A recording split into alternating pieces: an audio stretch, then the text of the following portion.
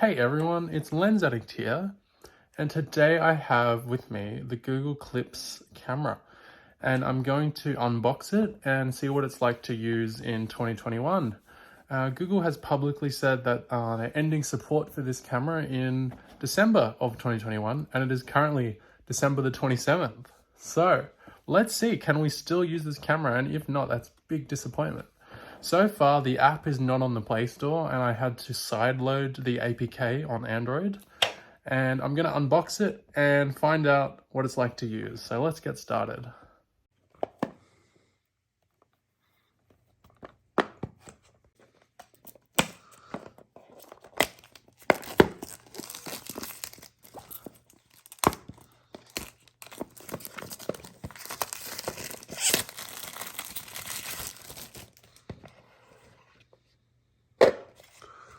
And there's the camera itself. It's a lot smaller than I was expecting. It's really small, like quite a small camera. It's got USB-C for charging. And let's see what else is in the box.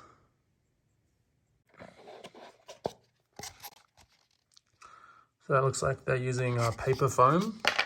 Very cool. We have a Let's Get Started guide. Let's have a look at that.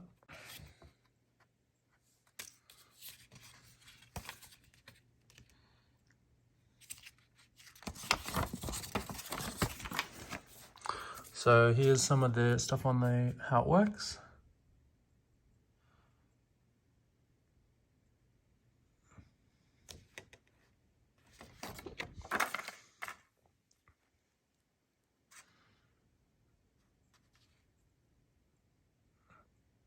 Also in the box, we have a little G clip thing that holds the camera, and also have a USB-A to USB-C cable. So the guide says to download the app. So let's see what it's like to download the app.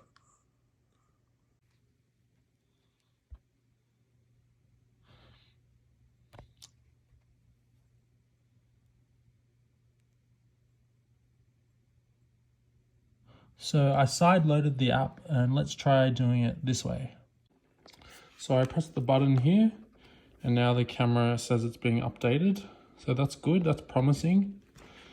Let's take off this and we'll have a look what the lens looks like. Here's the lens.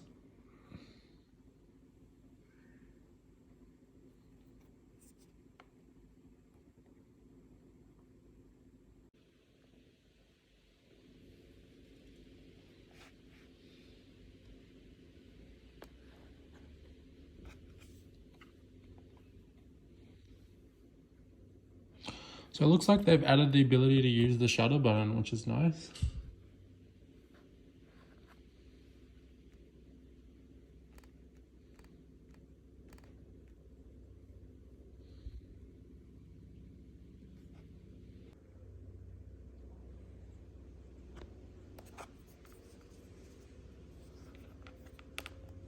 Pretty cool to see that this all still works. I wonder if this will be the case in December or January though.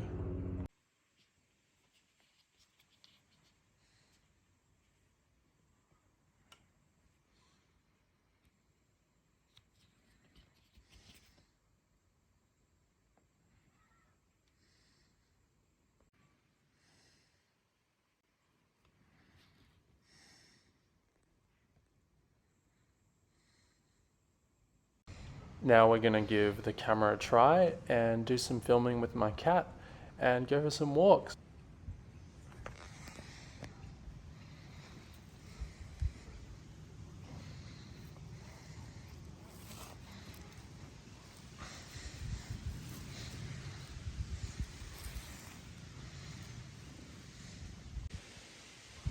This is what the UI looks like on the phone after you do some recordings. So you can see it presents the footage and you can save them to your Google Photos library or your device.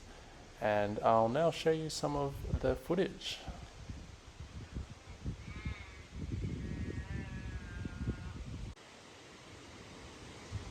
Here you can see some of the video and photos from the Clips camera.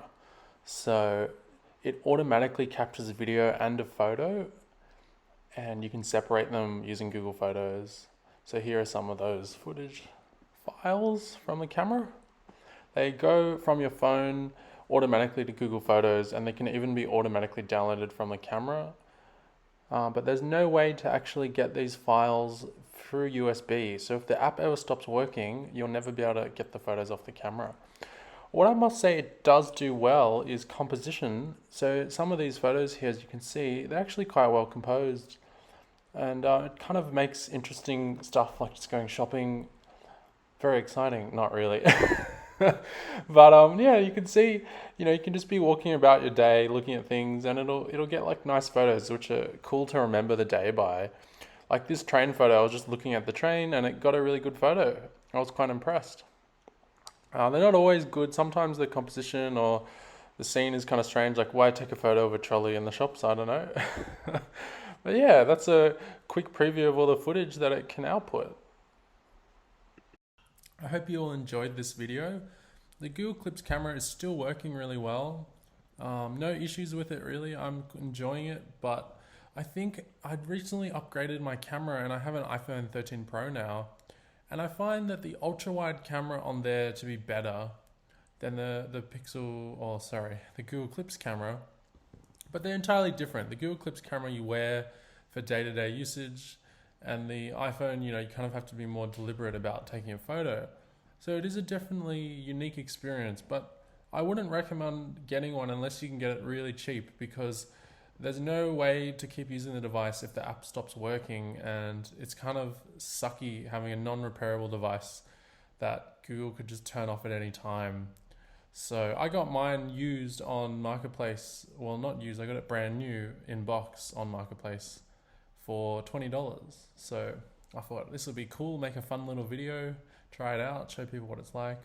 But if you're going on eBay or Facebook Marketplace and you're looking at, $200, probably not worth it. Just get a GoPro or something, and yeah, you'll get better video. Also, this camera doesn't record any audio, so it's not very useful if you want to tell a story other than silent video and photos that are up to 7 seconds long. So that's kind of an annoying limitation. Oh yeah, I hope you guys all enjoyed this video. Have a good day, and I'll see you for the next one. Goodbye.